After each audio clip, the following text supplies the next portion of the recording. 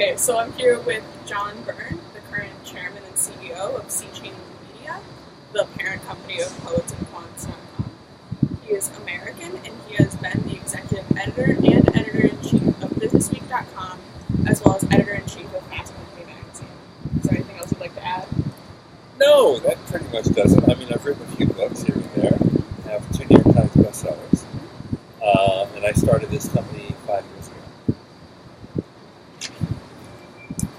Alright, so how do you feel about kale? Kale. I hate kale. Right. I have a war against kale. Right. Why? It's become a fad. It's become a fun vegetable among people who are health nuts. I have nothing against good health. I eat a lot of vegetables and fruits. But I find that kale is not exactly the most delicious of them. I'd much rather prefer asparagus and broccoli to kale. Right. So nowadays, often it is considered a necessity to have at least a bachelor's degree, if not even a master's. How important do you think your university degrees were for your career? I'd say they were vital. In my case, I came from a very humble background. Both my parents were uneducated. They were factory workers. My mother never got out of grammar school and is essentially illiterate. My father graduated from high school but was blind most of his life, legally blind. And they both worked, my father in a finishing room, where he would come home every night with his feet dyed a different color from the dye that they were using in the mill. My mother worked in a coat factory. So, I'm an only child, and I came from a family of very few people who were college educated, if any at all, really. And some of my cousins were distant cousins. So, going to college and seeing that there was a bigger, more interesting world out there than the one I was living in was actually vital to me. And the other thing is, I really do believe that higher education is the ladder to social mobility, particularly in this country, if not almost wholly industrialized, and part of the developing world. So I'm a total and true believer in higher education. I know that some people say that maybe everyone should be college educated. I disagree. It's not even about money. It's not even about jobs. To me, it's about living a more fulfilled, productive life. Because when you go to college, it really opens your mind to areas that you never would have explored before. It puts you in contact with people, both faculty and students. Might very well be incredibly influential to you throughout your entire life. And really make your life more enjoyable and more fulfilling. That's the reason you go to college. So I don't necessarily believe you should totally be focused on, I have to do this to get a job, or I have to do this to make this kind of money. It's more about opening yourself up to the older world. That's what I So what was the last book that you read that made you cry? Boy, now that's a hard one. That's a good question, though. It's been a while, and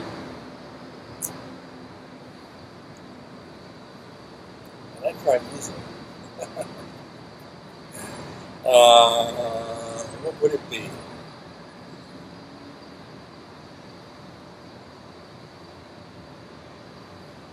It's probably, I'm going to fail on the title because it's been a few years since I read it.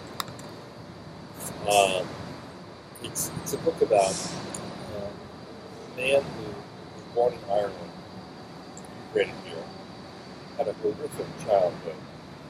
A film was made of this man and his brother and the book that he wrote. It was a bestseller. It's a life of me, I can't remember. But what made it so sad is that,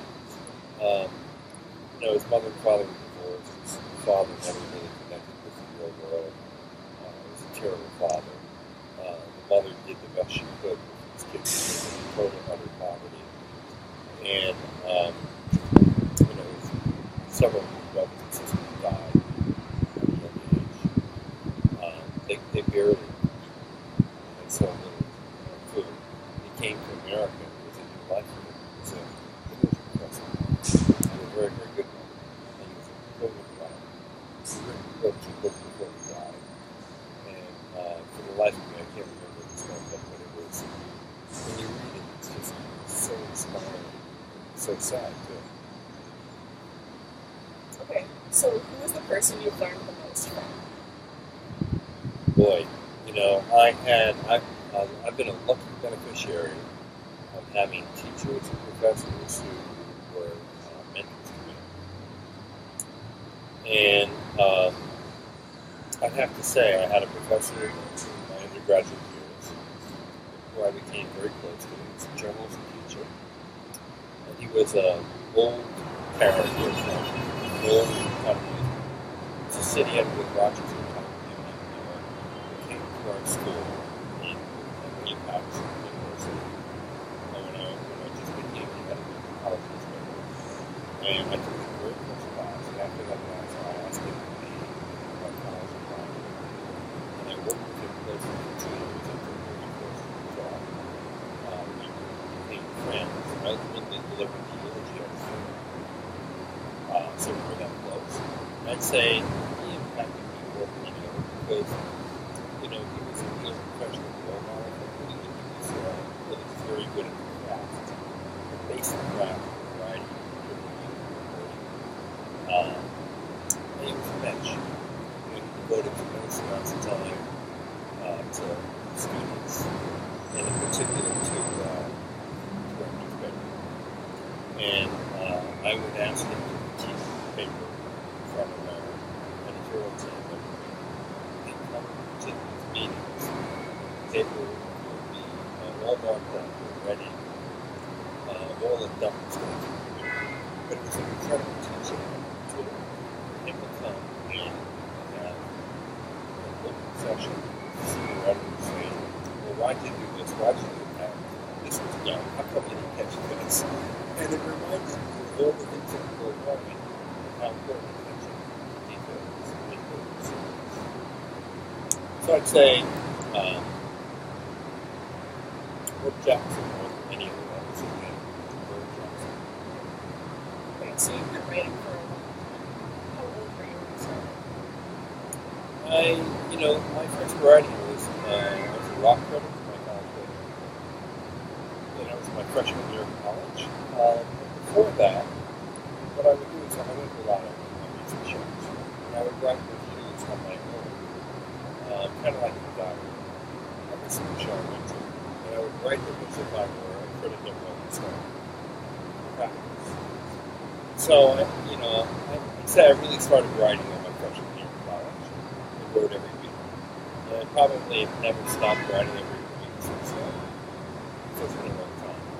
I've written 10 books. When I was at BusinessWeek, I wrote 58 cover stories directly. Even today, when my own company, I have the girls that I manage, I pretty much report and write every single day. Pretty exciting in some ways. So you went to a lot of music shows, but I read that Frank Sinatra is your favorite. Yes. What's your favorite Frank Sinatra song? That's easy. Eptide. Eptide is a rather obscure song on my favorite Sinatra album, Only the Lonely. And it's just a beautifully sung song. It's a romantic song. And it equates, the moving of the tide from the water on the beach with 2 lovers who embrace each other. And it has a magnificent orchestration. Sinatra completely stars in the 1950s. And you can't help but listen to that song and hear someone singing this song. And I have to tell you, I'm from New Jersey. Yes. So people like Sinatra and Bruce Springsteen, Whitney Houston, Count Basie, all came from New Jersey, and an Italian American. Sinatra was probably the biggest Italian American ever to succeed in America. So, there's a lot of stuff tied into my love of Sinatra and his music. Ben just even his voice, which to me is absolutely remarkable. Okay, so if both Fast Company and BusinessWeek are in New York, and you grew up in New Jersey, how did you end up in San Francisco? Right. I spent most of my life on the New York area, obviously, because I was at Forbes in New York, and then I was with BusinessWeek in New York. And then when I started at Fast Company as editor-in-chief, starting in Boston, but the owners of the magazine wanted to move to New York, so I moved to New York.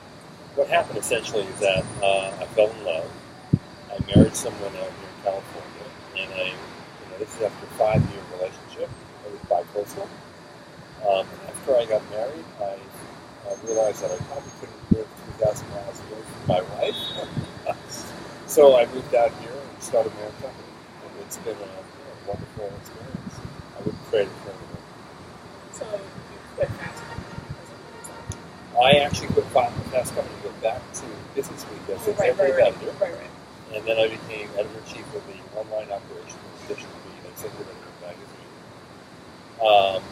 And what happened at that time is that the magazine was acquired by Bloomberg, former mayor of New York. And at that time, there was a transition. I didn't really want to stay as well. And I found out that they acquired the magazine when I was on my honeymoon with my new wife. So I decided that would be a really good, clean time to make a break. They offered me the opportunity to work out in San Francisco. I declined it and decided I should really just do my own thing for us. And I had this idea, for a digital media company that would be unlike any other. And here's why. We call the company Sea Change Media, but the C stands for 3 things: content, curation, and media. Traditionally, old media companies could play the content game and play it well, but they didn't know how to create community of users. And they didn't curate what others produced. So curation was likely the province of a Yahoo Finance. Community was the province of Facebook. Content was sort of the province of old media brands. What I wanted to do is bring all 3 things together in one place. Original content, curating the best of the web in a given field for people so they don't have to search it or look for it. And then really having a dialogue with your readers so that you create community among them and with you. Most journalists don't really want to spend a whole lot of time getting with their readers. They'd rather just report and write and get on to the next story. I think that the story is a little more than a campfire around which you gather people to have a more meaningful conversation. So the story is a starting point, just like a campfire would be a starting point to get a group of people together. But it's only the starting point. And that's how I see what we're doing. Okay, so is this kind of an evolved news aggregator? Because I remember you had the business exclusive news aggregator. No, it's not an aggregator because we produce, most of what we do is original content. Oh, okay. Yeah. So, every day we're producing original stories based on original reporting and writing and analysis and put them up on the websites. Now, we also do some curation. So if there are stories out there that we think are important enough for our audience to see, we will aggregate them or curate them for our audience. But by and large, I would say that 80% of our content is all original reporting, original writing, and original idea generation. So, what story or stories in your life do you find the most riveting? Did it change the course of your life? The stories that I like the most are stories of drama. I've always argued that business for some people might be simple, but it's the ultimate drama of life. You have very strong and powerful characters, wielding tremendous amounts of influence over lots of people. You have every element of human endeavor involved: grief, hunger, positive things like trying to have a meaningful life, fulfilled life, and be unique in society and the world,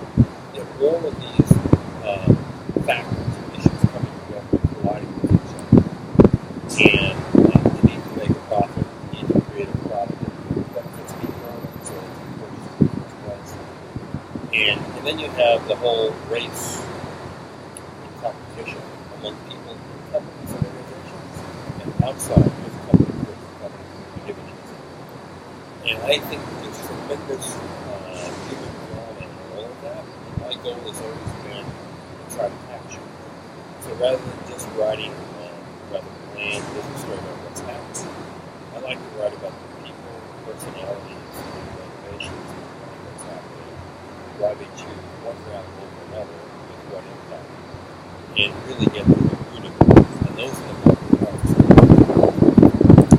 I like stories of failure, because I think failure teaches people more than success.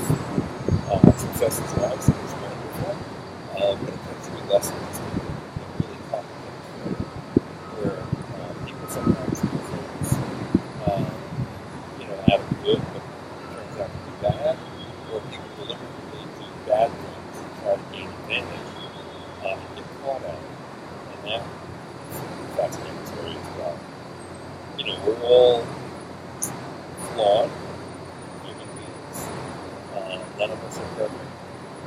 And I think the flaws tend to be often more interesting than positive things, because they tend, unfortunately, to undo something good.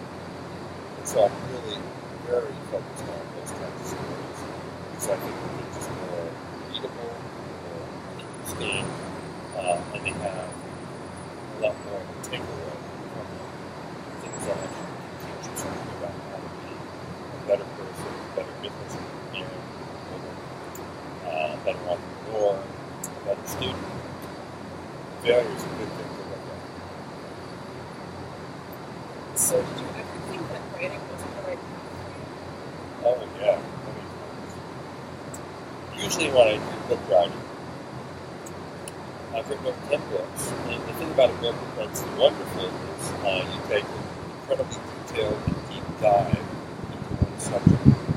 So you study it, and you learn about it, almost as if you're trying to write a PhD. And then you have to, synthesize all that you've gathered and learned, and write essentially a really compelling narrative. That's a good book. But it's a lot of hours of work. It's a lot of alone time. And it's grueling and sometimes feels like torture. So there have been times when, you don't feel like you want to write. You got to write because you're a professional, and you can't let a day go by. Deadlines crashing all over you. So you've got to change yourself to death when you don't feel very productive or creative, and you got to make it happen. That's when I sometimes wonder, boy, I could have maybe chosen something that I think is a lot easier, but I don't think it would be a lot more beneficial or, more importantly, rewarding for me. I mean, it's a great sense of pride that one gets. You go to a library and see a book on the shelf. You go to a bookstore and see a book being sold, a jacket being exposed. Or when I was a magazine writer, going into a magazine stand and seeing my cover display, or seeing people read it on a train or an airplane, or getting the feedback from people who write in and ask questions about it or engage in dialogue with it. It's an incredibly good feeling to have, and that more than offsets the pain of trying to get information you can't get, or the pain of trying to write, creative, cohesive, smart piece of journalism. Okay, so you've been on a lot of shows, done a lot of interviews, and had a lot of questions asked. What's the one question you've never gotten to answer? Always wanted. Well, I suppose it could be. It might go to, why do I do what I do? I mean, I'm always intrigued and fascinated by people, and, what was it about their upbringing, about their world, that made them essentially want to do what they do and do for the rest of their lives. Because number one, it's so hard to know what to do.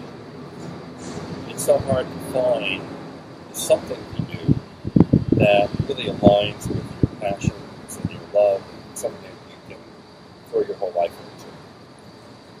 So if I were to think about, what is it that really motivates me, it's really the broader world and my curiosity. And, one of the things about being a journalist is essentially you're a lifelong student. And you're learning about things that are new and different every single day. And you're meeting new and different people every single day. And I just love that about this field.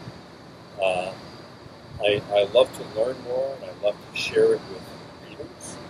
And I love to meet new and interesting people and vicariously experience their lives by speaking to them and by asking them probing questions.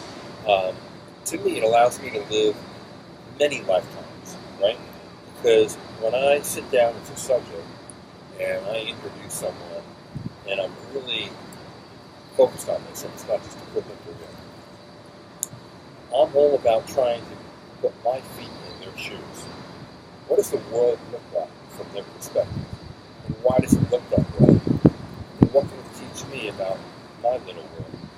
And that's how I think about it. So every interview that I have with a person, particularly if it's a profile kind of story where you're really finding out what a person's roots are, again, why they do what they do, is to me like a little opportunity to experience their life. Try it on for size for a day or two, not only during the interview, but when I'm really looking at the material that I've gathered, what they've said to me, and interpreting it, and writing it. I'm living their life for a couple of days.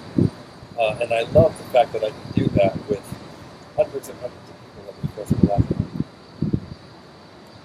So who's the favorite person that you've interviewed? I'd say without doubt it's Jack Welch. Jack Welch was the chairman and CEO of General Electric Company for 20 years.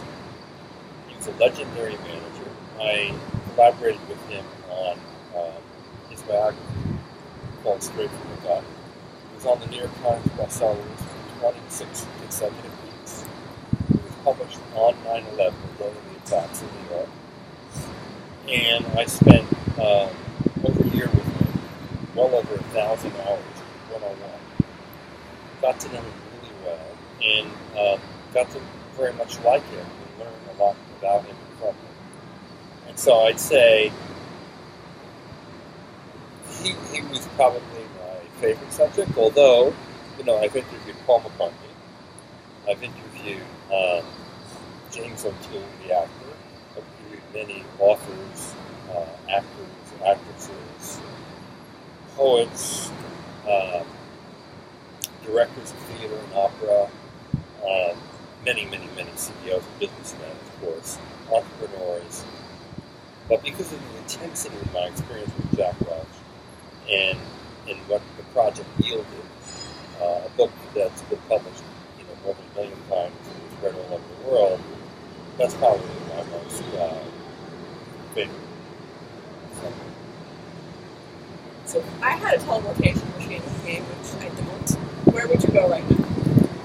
Where would I go? Wow. I'd go to a different time. I'd go to Las Vegas in the 1950s so I could see Frank Sinatra perform in his prime. I got to see Frank in the latter stages of his life. I probably saw him a dozen, 14 times over the last 15 years of his life. And, but he was much older. He still had a lot to offer. And many of those performances were very emotional. But I would have loved to have seen him in Vegas, which I'm no fan of Vegas, incidentally, okay? That's not my vibe. But that was his vibe. And he made Las Vegas famous. And I would have loved to have been there to see the show when he was at the absolute peak of his powers and to experience what that was like. So we would have been in the 50s or the 60s. So I could get transported back into that time. Unfortunately, I was too young, having been born in 1953. They wouldn't allow me into a Vegas nightclub in the late 50s. if we never had enough money to fly to Vegas anyway, okay? But I think that would have been really okay. It really would have been a lot of fun. And that's almost it's not a frivolous answer because music is important to me, and I'm a total francophile. I could say, a more substantive reason or answer might be to be transported into period of World War II, when there was great stress in the world, and a lot was at stake, and a lot of people devoted all of their energies and beliefs to things that determined whether people lived or died. And that was really important part of our history, and I would have loved to have probably been involved in that in any way, whether it be a soldier fighting for my country, whether it would have been in the White House to have seen FDR in action, whether it have been at the side of Winston Churchill in Britain. To me, that would be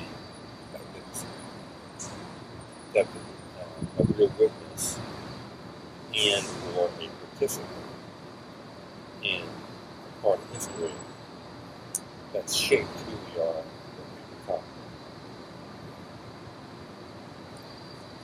Right. Namely, people are identified by their profession, but that's rarely the whole story. How do you identify yourself? Yeah, I identify myself as a person who has a lot of different roles in life. Father, husband, son, now an employer. Sure, I'm a journalist, and I've devoted my life's work to journalism, in particular business journalism. But all these other roles are very important to me, and it's important that and a friend, and and I'm sometimes really good at them, sometimes not as good as I want to be.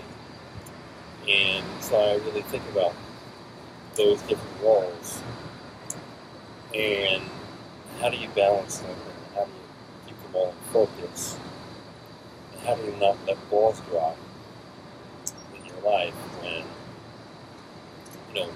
what I've done is kind of all-consuming. I mean, you don't write over 10 books, over 58 covers, become the editor-in-chief of Fast Company, executive editor of BusinessWeek, start my own company, successful, I have my own employees, a lot of my responsibility over them. You don't do that, it's a part-time role. So it's hard then, to be the best father. It's hard to be the best husband. It's hard to be the best son. It's hard to be the best friend at times. And sometimes I'm not. And that bothers me. So I'd say the difficulty in balancing all those roles is what makes for a challenging, wonderful life. And I think everyone has the same problem, or the same challenge. It's not a problem. It's how do you get all the stuff in some set of order so that you don't lose anything. Because to be truly successful in anything you do really requires that you're full in. I'm not going to say it has to be an obsession, but when you're in it, you really got to be focused like a laser on. Writing for a profession is hard. Yeah, at high levels and achieve a certain level of success because, also when you write, you have to block the entire world out. You have to take away all the distractions of the world. There's no texting. There's no Facebook. There's no telephone calls. There's no emails. There's no visits with people. When I'm in book writing mode, I shut down. I can't even go and socialize with people. So it's a very consuming profession. It requires tremendous concentration to write and craft readable article, book, series, whatever. it's not something you do for 5 minutes and do something else, do for another 10 minutes and do something else. No, you've got to shut the whole world down. And that means that sometimes, there's a crisis when you're a son, you have elderly parents. There's a crisis when you're a father, and your kids teaching you something. And there's times when you're a wife that needs you, or a friend. And sometimes you get so consumed that you miss the opportunity to help when you really need to be helping. So because you're constantly comparing and evaluating MBA program proposals and quants, how do you now feel about your MBA programs at the University of Missouri? Well, the beautiful thing is I don't have an MBA, which is great. I have a master's in journalism from Missouri, which is good because while I probably at a younger age I would have benefited from an MBA greatly because I do love business and I really think that business is an incredibly positive force in the world. It provides meaningful employment to people, it puts meaning in their lives, it helps feed their families, housing families, education, college and beyond, graduate school. It enriches your life, it provides accomplishment, sense of accomplishment. So I think that if I did get an MBA, I would really have loved the opportunity to learn the basics of business and have gone into it. I would have loved it.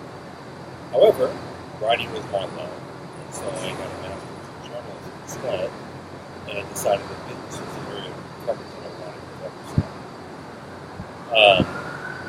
I think MBA education is extremely valuable. It's one of the best degrees you can get for the value for money.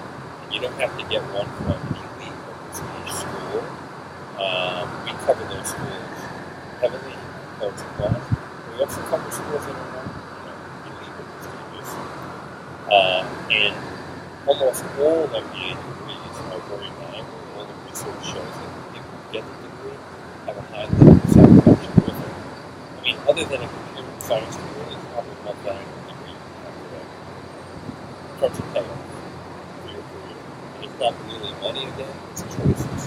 Getting the job you want, the responsibilities you want, getting in the circle of people who are of higher quality, who are going to make you better.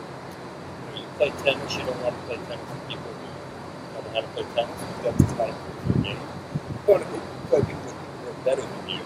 That's what the MBA gets you to do. So I wish I had an MBA, but on the other hand, I would never probably trade my career for the physical or satisfaction I got. So are you recommending having an MBA in addition to having a more specialized degree? No, I'd say I really believe in a liberal arts background, to be honest. So I think it's helpful for people to have a broad education in the humanities, know something about cultures, history, philosophy, psychology, literature, music. Let humanities education open your mind to all the wonderful things in the world, all the positive things, and all that the world is built on. This didn't come from nowhere, overnight. There are millions upon millions of people who had brilliant ideas and worked extremely hard to create the environment we live in, for good or for bad. And I mean for good or for bad. There were really bad things about this, and there were really wonderful, amazing things about this. I think we need to learn about all that from people who created the music, the arts, the books, the science, the history of the world before we move forward. And then I think it's a really good thing that you specialize afterward. And if you're interested in business, if you're interested in entrepreneurship, if you're interested in social enterprise, I think an MBA degree is a fantastic preparation to be successful in those careers, including the government jobs, nonprofit jobs, social enterprise jobs that are not nonprofit but hybrids, startups, starting your own company besides startups that already exist, mainstream business, and then all facets of it: consulting, banking, technology, consumer products, energy, real estate, manufacturing, the whole shebang. An MBA opens your world to those fields, gives you a little exposure in each of them, teaches you what you need to know to be successful, and aligns you with people who have like values and like education, who probably would be friends with us. Do you still not watch TV? I really don't watch TV, mainly because I have very little time. You know, when I go home, I like to cook.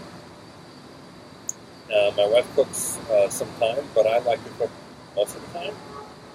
So to me, it's a Zen-like experience. And to me, cooking is not just putting food on the table. I like making a really nice meal, and I like presenting it well on the plate, and I like serving it with a nice glass of wine, and I like organizing the dinner so there's an appetizer and there's dessert, picking on a weekend. So to me, I prefer to go in the kitchen, cook a meal, have a longer time at the table discussing the day and everything that's going on. And then afterward, I might read a little bit or listen to some music, sit out on the outdoors and walk my dog. I'll tell you, when I watch a little TV, I'll get into bed, I'll pull out my iPad, and I might pull up something on Netflix or Amazon.com or HBO and watch an hour of an episode or something like House of Cards. I do some binge viewing, you know, Orange is the New Black, House of Cards, Breaking Bad, all great shows. I love them. Can't get enough of them. But that's the kind of thing that I'll do. Normal TV, I never watch. And I rarely, if ever, sit in front of a TV screen or watch something. I'd say, honestly, maybe once every 2 weeks I might watch 60 minutes on Sunday night. That's pretty much it. I mean, seriously. Where I grew up with TV. But I just don't want, I don't really have the time for it. I'd much rather enjoy cooking, walking the dog, having conversations with my family, listening to music, reading, even working, than watching TV. So what are your favorite things to cook? I love Italian food, and so I have 2 rituals every week. Every Friday night I make homemade pizza, and I'll make different types of homemade pizza. My favorite homemade pizza to make is roasted tomato with pancetta, and it is really wonderful. Love it. I love making a meatball pizza. This is a hard thing to do, actually. You have to crush the meatballs. They have to be small. They have to be very tender, not dry. But it's spectacular. And despite what I just said, I also like a lot of vegetarian meals. One of my favorite meals to make, frankly, is cauliflower with scallions, cumin, and chickpeas in a lemon vinaigrette, roasted cauliflower. And I put that over couscous. It's really good. I love this.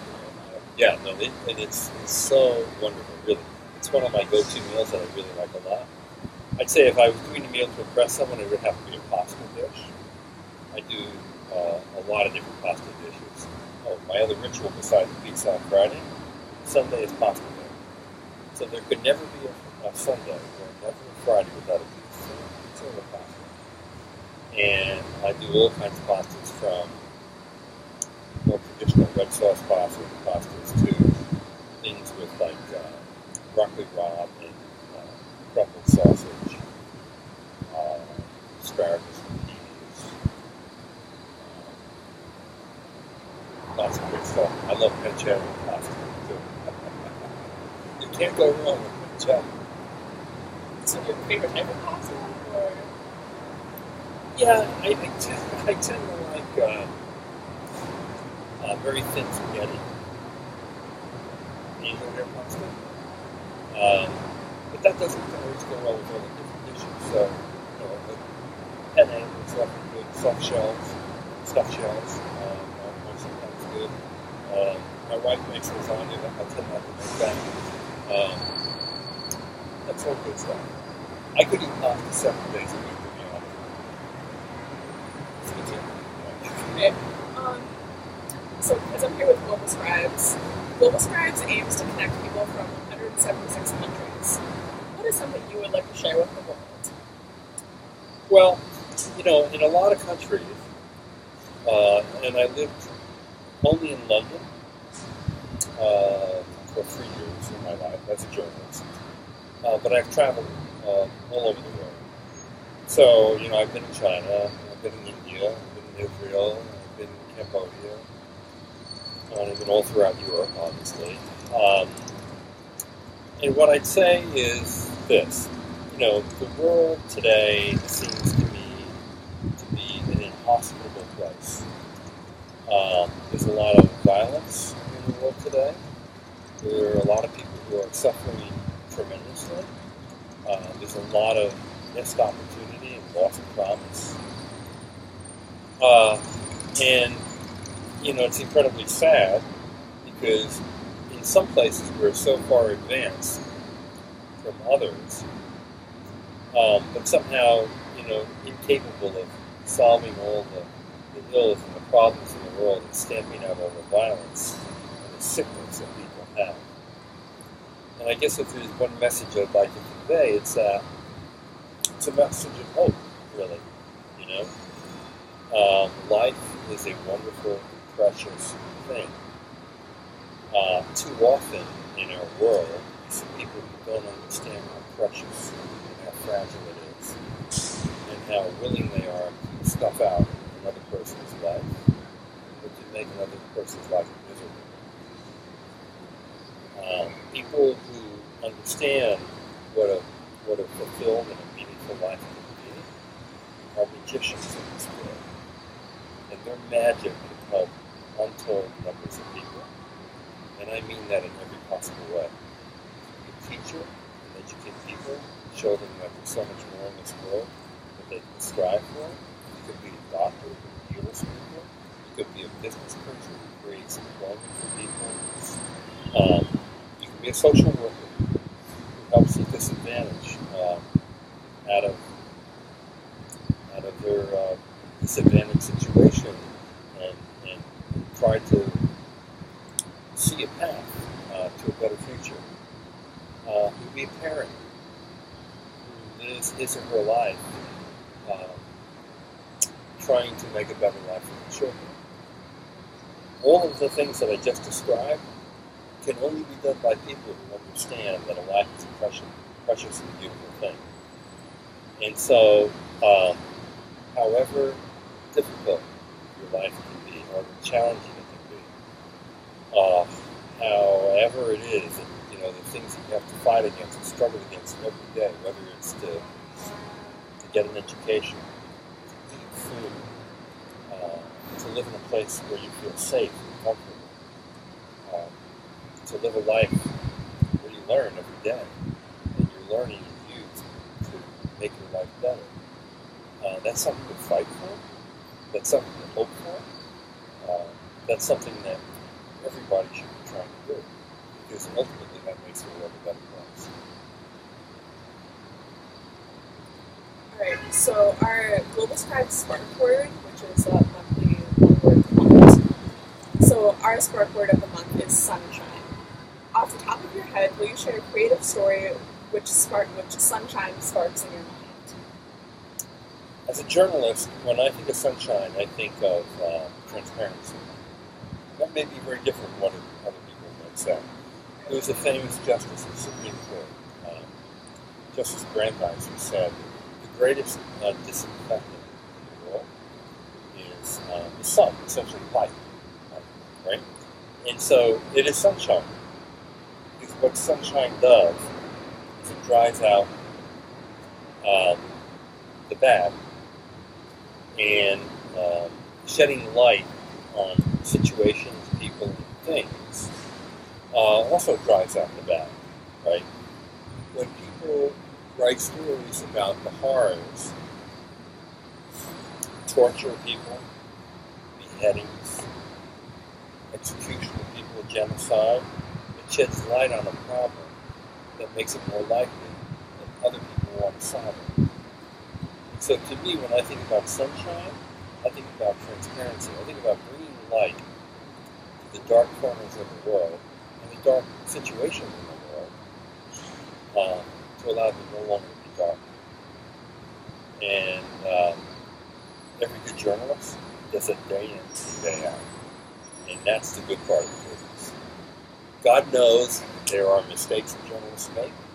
God knows there are often times when journalists focus on sensational things. But by and large, what journalism is bringing sunlight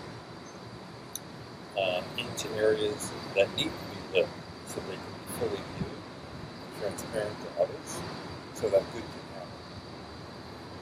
That's so beautiful. Thank you so much for your time. This is a great interview. Maddie, thank you for coming all the way to San Francisco and for coming to talk to me. Really appreciate it. So now you are from North Carolina? Yes. What part of North Carolina? Charlotte. Oh, lovely area. When I was in grad school, I had a job offer in Charlotte Observer. And I really seriously considered it because Charlotte Observer, particularly back then, was a really good paper. And a lot of things people came down in Charlotte Observer. Ultimately, I wanted to stay in Washington, D.C., cover the government, so I did that. But I really looked at that, seriously, because first of all, I always loved the South. I sent one of my daughters to the University of South Carolina. She wanted a cultural difference. And to me, the South is so distinctive in its culture, more so than many other parts of the country, that I thought it would really be together. She had a wonderful experience. And heck, I was working in Charlotte. How about that? So now, where are you in your life? I'm a sophomore in high school. You go to a public school or private school? Public school. A lot of students. Yeah. Do you like it? I do like it. I lived in Cleveland most of my life, and I lived in Charlotte for a year. Where in Cleveland? South of Cleveland. So I miss Cleveland a lot, and I wish I was still there, but I really like Charlotte. I think that it was a really good change, and I wouldn't be the folks that I was a good friend. Well, why'd you move? My dad's house. But you're at a tough age to move. Because you probably had a lot of good friendships, and you're at a very tender age with friends, and it's hard to leave friends in a comfortable situation for a new place. You're going to start all over, and you're the newbie, and all the other friendships you already established. So you've got to have a great deal with them. That's hard. But you know what? That's you're going to benefit from that later on in life. Then you might hate it now. Or even though you might have conquered it, I have no idea. But I'm sure you're going to do really well. You know, is there a student newspaper there? No, there's a yearbook club. We do journalism, but for the most part, Oh, even though it's a big school, that's something. You should start a website for the school. right. And, you know, I mean, the cover is sports. I have no idea if you have any interest in sports, you hate sports. But why is it sports? It's pretty cool. And then you branch out and do other things that are more interesting to you. But that could be a fun little project. And it's so easy to create a website today. You might get some independent credit. You can take it as maybe independent course. So that you don't have to just do it and not get a grade for it. Just a thought. Thank you. What are you interested in? Well, I'm in band, so Oh, that's cool. I like music. What do you play? I play the trombone. Oh, that's great. So I'm marching band too, so You ever hear a trombone shorty? yeah. Okay, great trombonist out of New Orleans. I've seen him a few times. real showman. And he's done more with the trombone in this era than anyone for many, many, many years. There aren't many famous trombone players.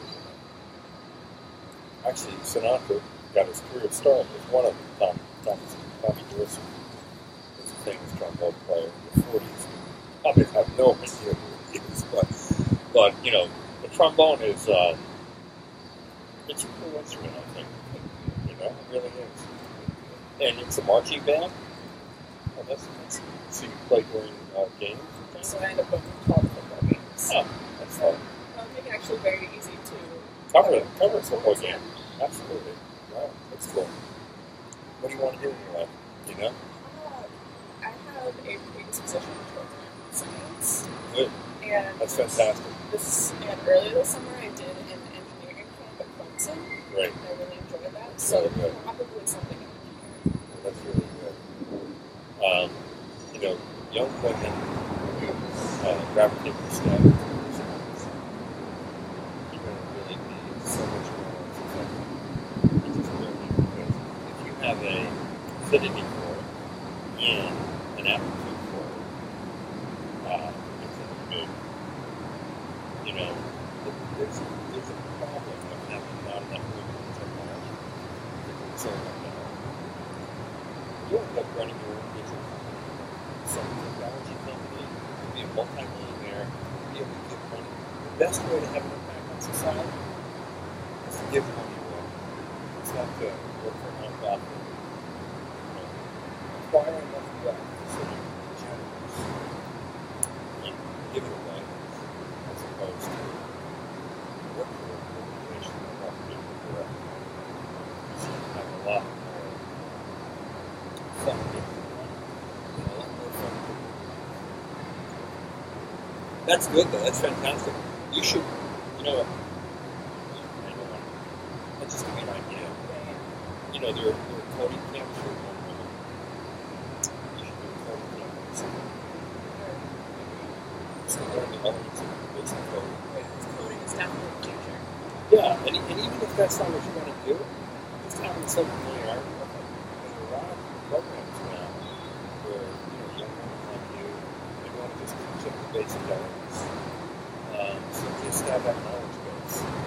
And it really, it'd be fun to help meet other young women who are doing the same thing all over the country.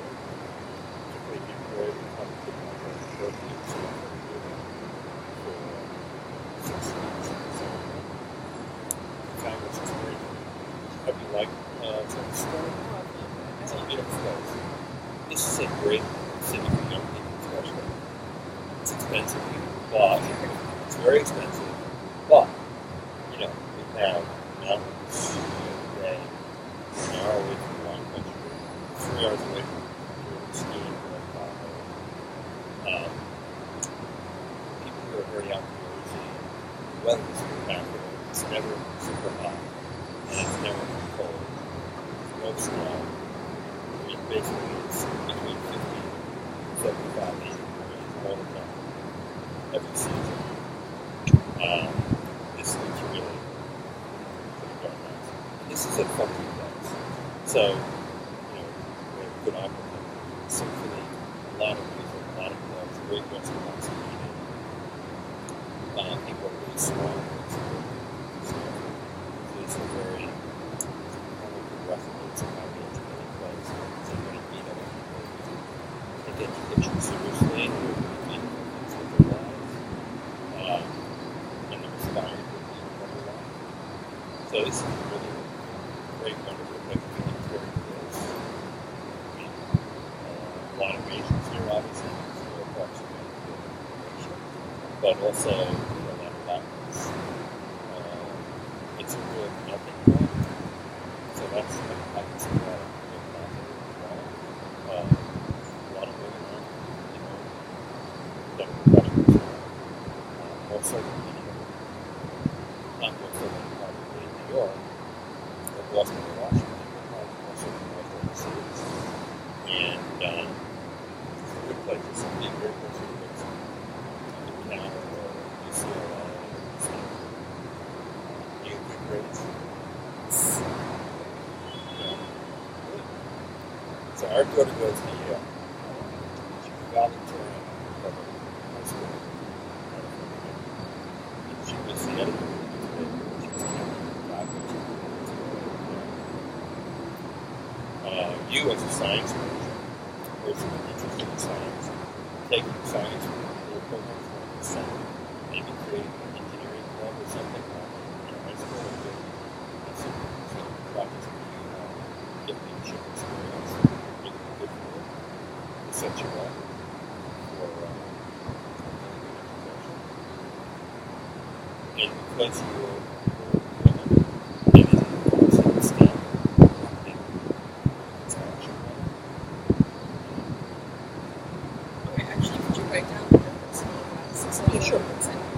Absolutely.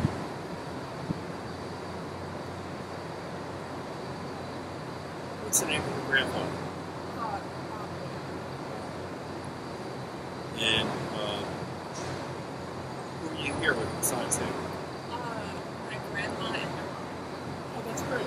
It's their 50th wedding anniversary, as well as my grandma's 70th birthday this year. So, it's big. Yeah, so before we were here, we went on the last cruise for a week. Oh my God, that's great. That's fantastic. It's awesome. Well, I'm in Puerto Madera, and our name is street is Sausalito, but I am 10 minutes from Sausalito. Pretty good a place, isn't it? Have you been on the ferry crossing the bay? Well, that's kind of nice too. Have you, probably because your grandparents are moving on bikes, great bike ride is biking across the acres down to Sausalito, take the ferry back. We've been to the ferry boat. It's 10 minutes from here. Really cool place. And it's where all the ferries come in, restaurants there, local places to sell fresh made bread, beer, tried sourdough bread. Very good. It's different. It's good. And stuff like that. Which is right down the street. And do you have any connections to New Jersey where you like broaden our global spreads out of New Jersey? Sure. Yeah, like meet other people in India there? Or just like schools to get involved with it. Oh, sure. Yeah. What do you think about that? Where are you? Yes. How about California? Yes. So, people that interview, for example, it's just university or schools, that'd be the So, another school where you could do a global strategy chapter, right? Okay, what do you think about that? I think I can. In fact, I know people from college who are high school teachers in different places. Think about that. One of my feature editors from my college years who became a lawyer was at a great high school, and she teaches the legal team in moot court where they can be in trouble in big trials. And then I have a former editor who also is an English teacher at the school in my town, Patterson, New Jersey. So we're looking up the names, addresses, school identification, center. So, yeah, sure. Right, thank you. Well, hope it works out okay. If there's any hitch, you let me know. Don't be embarrassed if there's a hitch. Because I know in terms of taping, well, this is at least, it's kind of nice, but it's also